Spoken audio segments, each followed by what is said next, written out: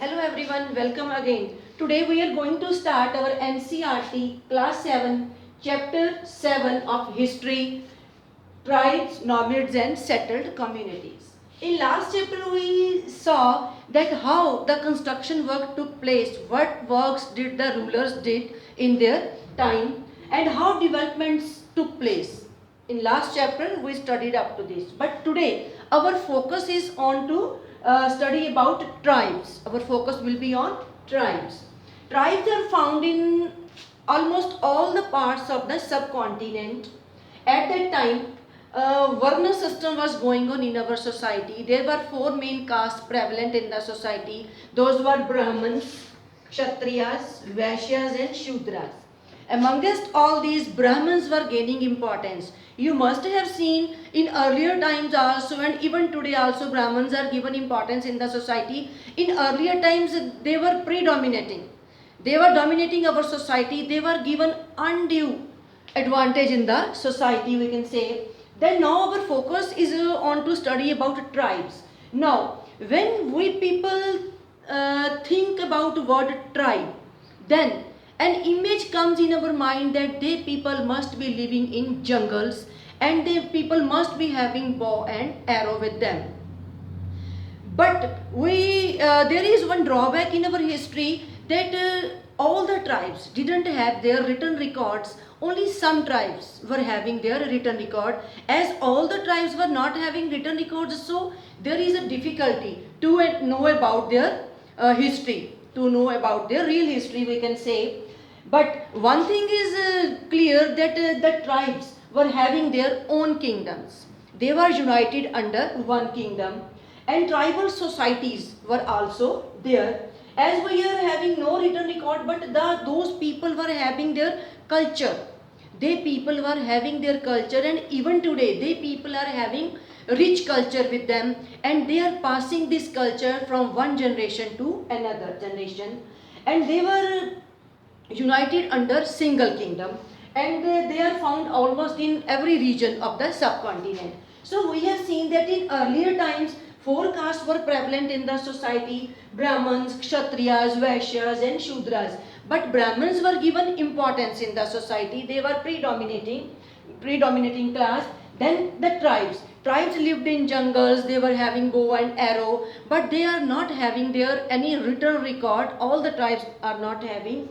But the tribes, those who are having their, there is one more thing that the tribal people are very much, we can say, they are primitive people. They do not easily accept change. They don't want to change in the society or in their culture. Then even today they are having their rich culture and customs. They are passing all this information from one generation to another. But at that time they were united under single kingdom. We have seen that tribal people were having their rich culture, and now we will see in which area tribal people were there. In Punjab, tribal people were there known as Khokhar. Khokhar tribe was there. They were there at the time of 13th and 14th century. Then their chief was Kamal Khan, who was made noble in Akbar's kingdom later on. Their chief was Kamal Khan, and who was made noble in Akbar's kingdom. Then in Multan and Sindh we can see Langas and Arguns, and Balochis tribe was also prevalent there. Then in western Himalayan region there were shepherd tribes known as Gaddis. They people were always moving in groups in search of food for their animals, and they lived in the mountain regions. Then comes in northeast. In northeast area there were Ahoms, Nagas and Gonds. And in Bihar and Jharkhand there was Chero tribe. In 1519 Akbar's general Raja Man Singh defeated the Chero tribe. Then in Odisha and Bengal there was Mundas and Santhal tribe was there. And in Maharashtra and Karnataka Kolis tribe was there. Now we are saying that so many tribes were prevalent at that time. Even today some tribes are also seen during that at that joining areas of the subcontinent. And in South India there was Koragas, Vitars and Maravars. Then in western and central India there was Bhil tribe which were residing there. And in Chhattisgarh Gonds and Ahom tribe was found here. Now we have seen that there was diversity, so many tribes were prevalent during that time. But even today, not all are existing, but even then, so many tribes are also existing and in the adjoining areas of the subcontinent. Now there were two types of people who were moving at that time. First was nomads and second was itinerants. Nomads. These were mainly the pastoralist peoples. They were moving in search of pastures or for the grasslands for their animals. They people were moving in groups and along with them they also kept their animals. And they were mainly in search of grasslands.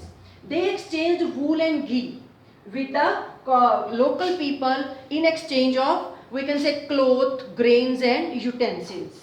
And second was itinerants. These were craftspersons and entertainers. They people were expert in their craft and they people were also supposed to do the entertainment for the other people. And they also exchanged wool and ghee. And they sometimes what happened, the both type of people visited same places. They were visiting same places in a year or in a twice in a year. They people were visiting same places. It was a coincidence. It was a great feature of that people. Then the Banjaras. The most common tribe which we people have heard are Banjaras.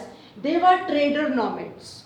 Okay. Then they people traveled in groups. They were always moving all together. And their groups were called tandas. Their groups were called as tandas. What the people were doing? They were to bring the things from some place at cheaper rates and they were selling them at other place at higher rates, so the profit the people were having, so that they were to do their life. They were to go to their life and they were having the things at cheaper rates and selling that at higher rates. Then Rajputs evolved from Kshatriyas. It was assumed that Kshatriyas are a warrior class and they can do each and everything. They were considered superior. But the Banjaras thought that when the Rajputs are came from Kshatriya caste, then Banjaras is also belonging to them. So they could also do all the work which the Kshatriya people could do or which the Rajput people could do. Then it is also assumed that Banjaras were some Banjara caste were a part of the Alauddin Khilji's tribe, Alauddin Khilji's kingdom. They were also belonging to his part. Then they also transported grains. Now we have seen that two types of people were moving in the society at that time, and the Banjaras came the first. They were also considered a main tribe, and they people were also moving in groups. The groups were called tandas, and they were considering themselves equal to Rajputs, and they were also doing the trade of grains. Now the society was changing and new castes and hierarchies came around. As the economy and needs of the society grew, new skills were required for the people. Then jatis, some jatis came forward and they depicted some certain kind of work. And amongst Rajputs originated from Chandelas and Chalukyas and they started doing some particular work. These led to the origination of powers. And some jatis were doing this effort and Gonds were also one of them who started becoming a powerful kingdom. Now we will talk about Gonds. They were dominating on the area of Gondwana land. They were having a good big say there. They were doing shifting agriculture. What was done in shifting agriculture? There were patches of land. When a crop was grown on a patch, after that, that patch of land was left and they were to move to another patch of land. And the first patch of land was burnt. And after they were moving on and doing so, and after so many years, it was assumed that the first patch of land will regain its fertility and again they will start growing the crop there. This was called shifting agriculture. Then they had clans and the head of the clan was Raja or Rai. In Akbarnama there is also mention of Gondwana land or Gond people there. Then Gondwana land or Gonds people are also known as the Grahakatanga. Grahakatanga, and it was a land of 70,000 villages. Grahakatanga was a land of 70,000 villages and they, at that time the centralized system was going on in Gonds. There was a hierarchy in the Gondwana kingdom. First came the king, then came the Greh, which was also known as Gonds. Then there was a land of 84 villages, which was also known as Chorasi. Then it was further subdivided into 12 villages, which was known as boroughs. And this was the hierarchical system prevalent at the time of Gond kings. So we have seen that society was changing and they were having their own king or kingdom, or they were having their say in their clans. Now the Brahmins got land as a grant by the kings, by the Gonds kings, and they were becoming very much influential in the society. Then Gond Raja got the title of Sangram Shah. His son was Dalpat Rai. He was married to Durgavati, who was the daughter of Salbhan. He was a Chandel Rajput at that time. Then after some time Dalpat Rai died and Rani Durgavati took the administration on behalf of his 5 years son, whose name was Bir Narayan. Then Mughals attacked the kingdom of Gharkatanga under Asaf Khan, and Rani, in that war, Rani was defeated, but she didn't surrender. She died while fighting. Then Gharkatanga was a very rich state. There, what was done? People were trapping and exporting the elephants, so they were sold at very high rate, and that was a rich state. Then we can say after that Gharkatanga was granted to Chander Khan, who was the uncle of Bir Narayan. Land was granted to him. And slowly what happened, the fall of Gharkatanga was coming there, and slowly Gonds people were vanishing. So we have seen that in society, firstly Brahmins gained importance, slowly they were given grants by the king. Then Dalpat Rai became the king. Then her wife Durgavati, she was dominating in the society. Then while fighting with the Mughals, she died. And Gharkatanga was a very rich state. There the business of elephants. Elephants were trapped and then sold at higher rates. It was done, so this state was very much rich. Slowly after the fall of Gharkatanga, Gond kingdom vanished. The second important tribe was Ahom tribe. Then came the Ahoms. They were migrated to Brahmaputra Valley from the Myanmar in 13th century, and they created a new state of their own. In 16th century, they annexed Koch Hajat in 1581. Then they slowly they developed the use of firearms. Then in 1662, Mughals under Mir Jumla attacked Ahoms, and in this attack Ahoms were defeated. Then they were depended upon, those people were depended upon forced labor, and the people who were doing forced labor, they were known as Paks. And in 17th century, the administration of the Ahoms became centralized. Then at that time, the male persons were sent for war, and the times when there were no wars, then they were busy in building dams, irrigation, and in doing public works. Then Khels. Ahoms were divided into clans, and those clans were known as Khels. And the people of the Khels worshipped the tribal gods, which were prevalent that time, famous at that time. Slowly what happened? Brahmins got importance. As we have seen from earlier times and even today, Brahmins are given utmost importance at every sphere of life. Then they were granted land by the kings. Along with Brahmins, temples were also granted land by the kings. Slowly what was happening in the society when Brahmins were gaining importance? Hinduism gained importance in the society. Then poets and theatres also regained its lost glory or its importance. Then Sanskrit works. The works which were with us in Sanskrit language, they were firstly translated into local language, then in Assamese language they were translated. Historical works were also translated. So we have seen that the Ahoms, they came from Brahmaputra river and settled in Myanmar. Then they created a new state, and those people were dependent upon forced labor. The people at that time was compelled to do the particular type of job, and though that forced labor was called Paks.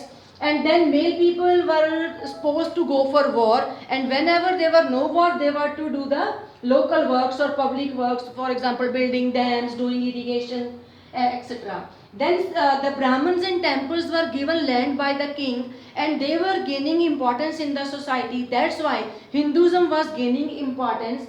And when Hinduism was gaining importance, then the Sanskrit works or other works which were to be kept as a record, those were to be translated into local language and the Assamese language.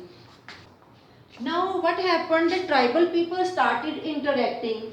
They even gained the position of the king. Then the tribes got merged into caste based system.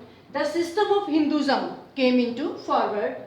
Then this scenario was going on in India, and same things were happening in the world. Then came the Mongols.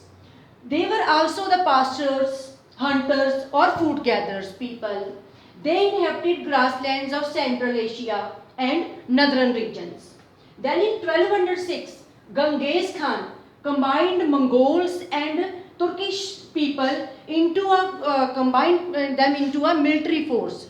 That's why the Mongol people are known as a warrior class, or they are considered to be efficient in military works, and it is supposed that they people are efficient in having we can say administrative capabilities they people are having.